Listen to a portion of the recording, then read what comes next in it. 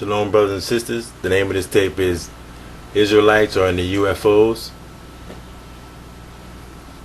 That's one of the big secrets in America and all over the earth, that the UFOs are really the chariots of the Most High from the Bible.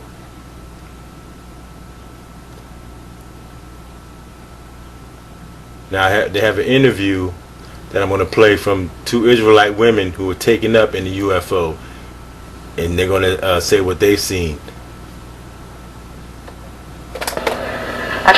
Tell me about Mars. What happened? Okay.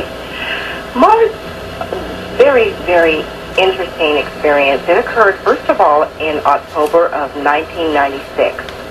I was visited by some entities who looked very human. And by the way, many of my experiences, I'm interacting with human-looking beings. Okay. There were about, I'd say 3 women that came into my room and escorted me out. Now, some of my travel is not always in a ship. Sometimes it's projection, astral projection, whereby my astral body is leaving the physical body behind. But I felt as though I was being astrally pulled out. And then what I believe occurs is I dematerialize and rematerialize physically in another location.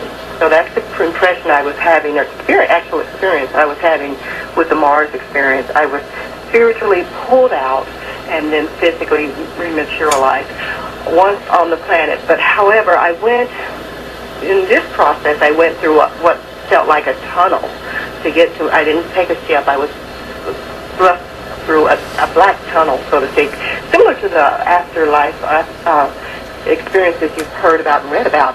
So after going through that, I was suddenly found myself in a laboratory setting, and I was again rematerialized. I felt physical. I felt very much in that whole environment of physicality, because I was being examined.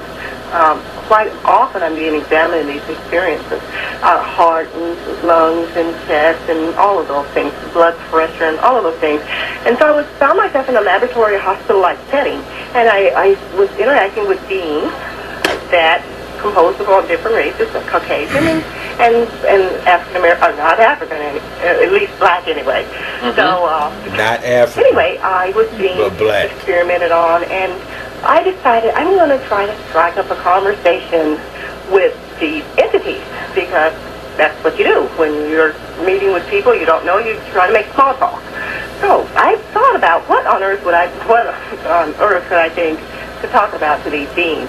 So I remembered that a rock had been found in I think it was Antarctica.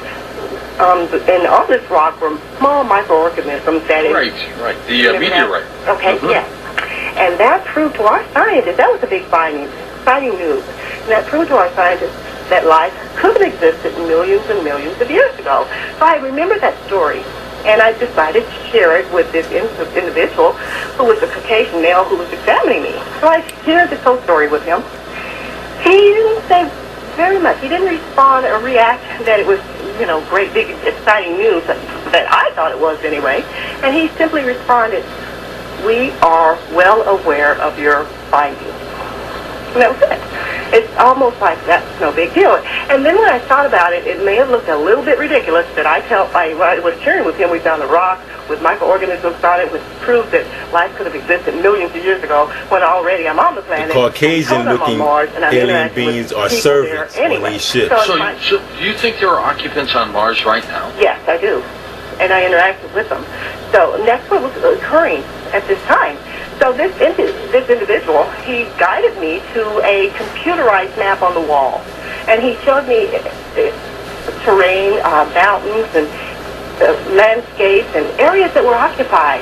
And he pointed one, and I tried to remember the names of them. The only one I could commit to my memory was a place called U.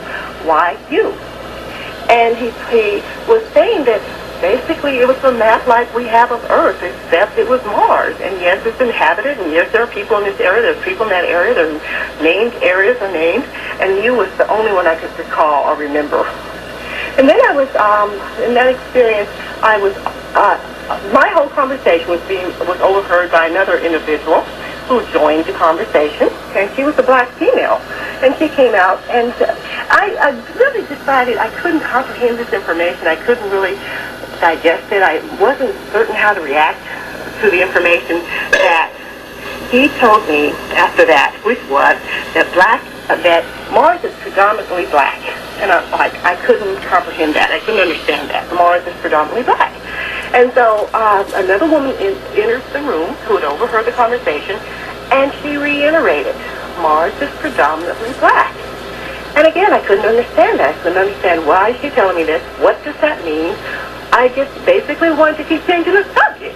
But they were telling me that this planet was occupied predominantly by black people. And they looked at me as though, don't you know this? Don't you remember? See, Israelites are great people. We can't call it the red planet anymore. No. Matter of fact, I didn't see any red. And here's a book here called Alien Chronicles. Compelling evidence for UFOs and extraterrestrial encounters. Art and text since ancient times.